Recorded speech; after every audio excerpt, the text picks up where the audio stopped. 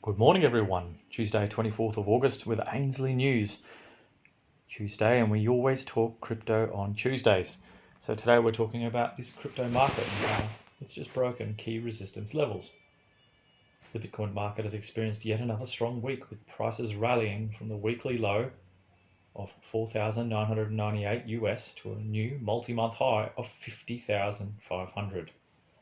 Confidence, conviction, and positive sentiment has followed this uplift in prices as Bitcoin climbs higher and closer to reclaiming its trillion-dollar valuation.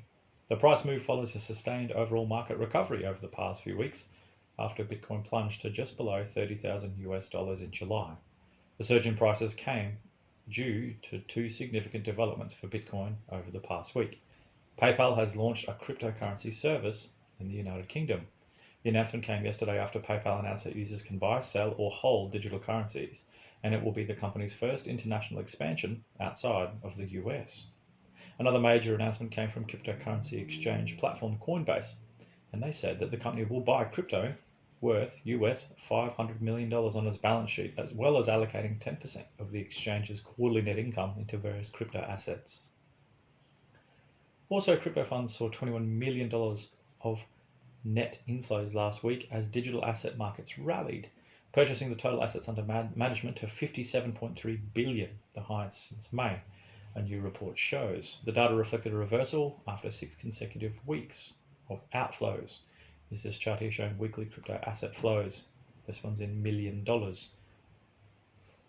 In terms of directional bias for traders, the perpetual futures funding rate has started to pick up again. Funding rates have traded positive since late July as futures markets trade above spot prices. However, the funding is nowhere near the peak seen in early 2021 bull trend. This may indicate the excessive leverage is not in play just yet, and perhaps the uptrend remains reasonably spot-driven and healthy.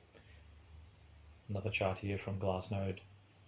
Options markets have seen multi-month highs in open interest, rising over $4.1 billion since the lows in June.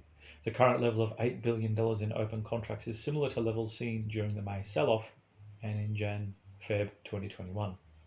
This suggests that relative to the total market size, the degree of open interest in derivatives markets is low compared to the degree of leverage seen in the first half of the year, meaning that this latest bullish action is much healthier than that at the start of the year. Another chart here from Glassnode showing this detail. In their weekly report, Glassnode analysed the spending of older coins during this period of profitability. They found out that the spending of older coins has also shown up as a trend in the ASOL metric, which measures the average age of all spent outputs that day. This trend of rising average age has been in place since July and throughout this rally, which suggests two things. Profits are being realised by old hands, confirming what has been observed in the charts above previous, and that the market is absorbing the sell side so far as prices have continued to climb. This indicates that there is sufficient demand to absorb the coins being distributed. Is that entity adjusted ASOL chart from Glassnode here. Throughout the Q1-Q2 bull market, long-term holders distributed roughly 1.7 million BTC, which ultimately created an oversupply in the market. This is what caused the market to roll over and enter the May sell-off. After this, market participants slowed down their spending, and the coins were accumulated in late 2020 and early 2021 have consistently matured into long-term holders. The recovery of long-term holders to an all-time high has taken just 100 days, which goes to show how significant the accumulation was in the early phase of this bull market, and is likely an indication that large institutional money is accumulating now. The fact this trend has yet to slow down also demonstrates that significantly more coin volume is getting older and is held by investors less inclined to take profits.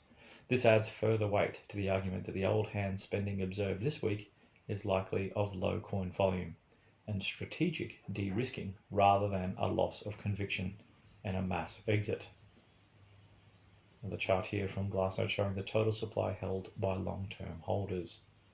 The cryptocurrency market appears to have turned a corner this month, with the combined crypto capitalization currently hovering around 2.2 trillion. In contrast, the combined crypto cap fell by 1.3 trillion at the height of the July bearish market action. It appears that the market is lining up, a push to all-time highs. No doubt there will be volatility in between, but the fundamentals and the technicals of this market continue to improve. Some great stuff there from Glassnode for today's news. We hope you've enjoyed. Remember, ainsleywealth.com.au for your crypto purchasing. Remember, we do cold storage over at Ainsley Wealth, so you have less to worry about when it comes to securing your coins. If you're after the physical stuff with gold, silver and platinum, please check out ainsleyBullion.com.au. And if you're after or interested in our own cryptocurrency built and backed by real gold and silver, check out goldsilverstandard.com. Enjoy your Tuesday, everyone, and we'll catch you tomorrow for more news.